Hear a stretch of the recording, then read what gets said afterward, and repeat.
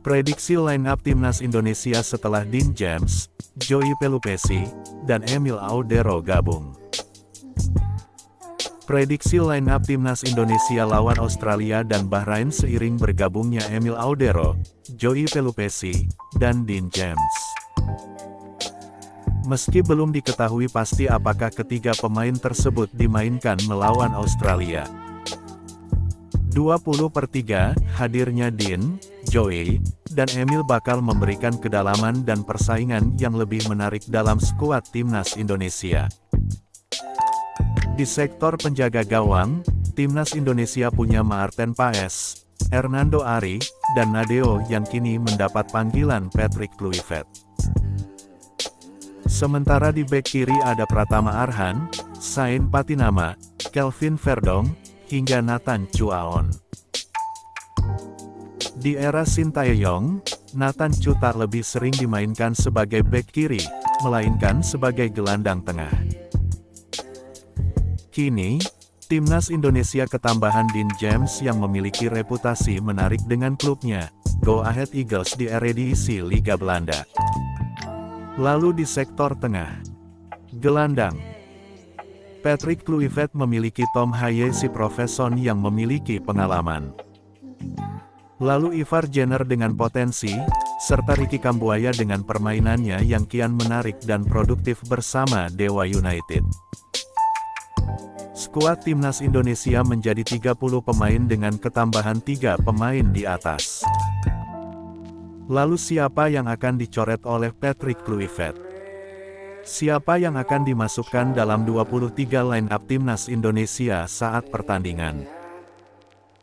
Proses ke depan akan menjawab.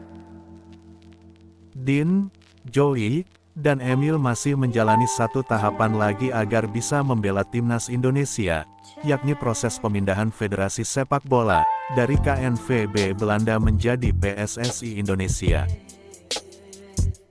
Jika mereka dapat dimainkan melawan Australia pada tanggal 20 Maret mendatang, itu artinya ada 3 pemain yang bakal tersisih di awal kesempatan. Kiper. Jika dilihat dari sektor penjaga gawang, nomor 1 diprediksikan milik Maarten Paes karena berbekal pengalamannya selama berkiprah di Amerika Serikat.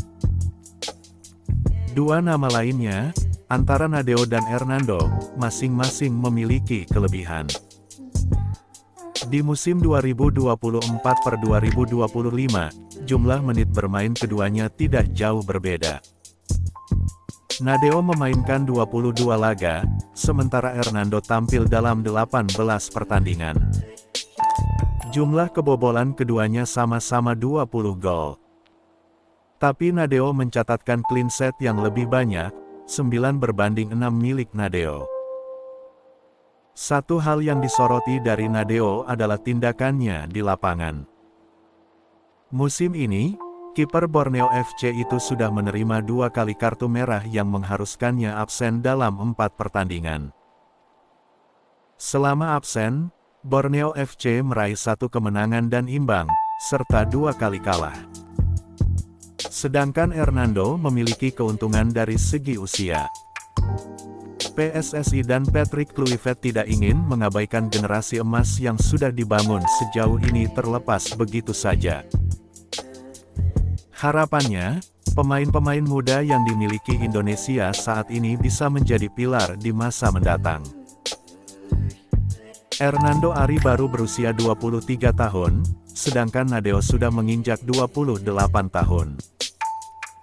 Kehadiran Emil Audero tidak menutup kemungkinan membuat Nadeo tersisih dari skuad Garuda saat ini. Bek kiri. Pada masa jabatan Erick Thohir, naturalisasi pemain keturunan memang gencar. Dari 19 nama yang sudah mendapatkan paspor, sebagian dari mereka adalah pemain belakang.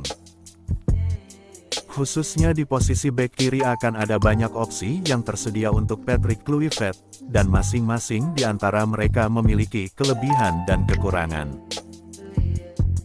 Mulai dari Sain Patinama, pemain KAS Open ini kesulitan mendapatkan menit bermain di Liga 2 Belgia. Pada era Sintayong, Sain juga menjadi opsi setelah Kelvin Verdong dan Pratama Arhan. Arhan memiliki keunggulan dari lemparan jauhnya, yang mungkin tidak semua pemain bisa melakukan hal tersebut. Pemain asal Blora tersebut sempat dilema ketika bermain bersama Suwon FC di Liga Korea karena waktu bermainnya yang sangat minim. Tapi setelah pindah ke Thailand, mantan pemain PSIS itu mampu memberikan bukti bahwa dia salah satu talenta terbaik yang dimiliki Indonesia saat ini. Perlahan, Arhan mendapatkan kepercayaan oleh pelatih Bangkok United. Dia sudah memainkan 10 pertandingan di semua kompetisi sejak didatangkan pada Januari lalu. Kontribusinya tak jarang menghasilkan peluang dan berujung gol untuk timnya. Tercatat 2 assist yang telah diberikan Arhan untuk rekannya musim ini di Liga Thailand dan Liga Champions Asia 2. Timnas Indonesia masih memiliki Kelvin Verdong, pemain NEC Nijmegen yang tampil secara stabil di Eredivisie. Jika Kluivert mengandalkan pemain bek sayap yang memiliki kecepatan, ketenangan, dan akurasi yang baik, Kelvin Verdong bisa menjadi pilihan utama. Namun bagaimana setelah Dean James datang, apakah dia akan tergantikan? Dari penampilan terbarunya melawan NEC Nijmegen, Dean James turut berkontribusi membawa timnya, Go Ahead Eagles memenangkan pertandingan. Lini tengah. Lini tengah menjadi faktor krusial dalam permainan tim, terlebih jika Patrick Kluivert mengadopsi gaya permainan total football. Filosofi yang berangkat dari penguasaan bola dan pergerakan tim yang dinamis. Sosok berpengalaman seperti Tom Haye dan Joey Pelupessy bakal sangat dibutuhkannya untuk menyeimbangkan permainan Garuda. Harapannya, mereka dapat mengorganisir permainan agar lebih hidup, baik dalam menyuplai bola, transisi serangan, meredam serangan lawan, serta menghasilkan peluang. Kedua pemain berpengalaman tersebut juga memiliki keahlian dalam skema bola mati dan kepemimpinan di lapangan. Duet Joey dengan Haye layak dinantikan, tetapi timnas Indonesia memiliki nama-nama muda yang juga potensial. Ada Ivar Jenner, Marcelino Ferdinand yang bisa bergerak lebih maju di belakang striker. Mobilitasnya seperti melawan Arab Saudi membuahkan kemenangan untuk skuad Garuda. Lalu masih ada Nathan Choaon yang bisa bermain lebih dalam untuk bertahan.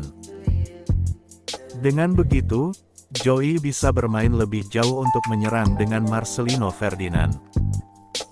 Menarik dinantikan.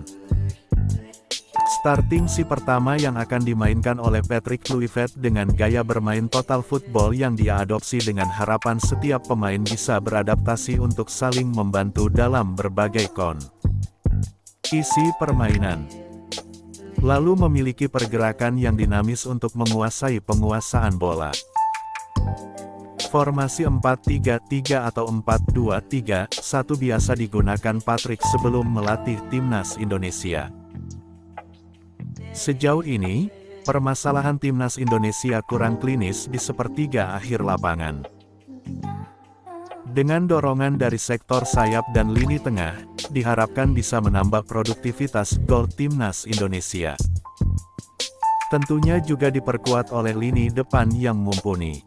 Timnas Indonesia akan diperkuat oleh Ole Romeni. Pemain yang menjalani sumpah WNI lebih dulu dibandingkan Joey Chess dan tengah menantikan debutnya mengenakan seragam Garuda di dada.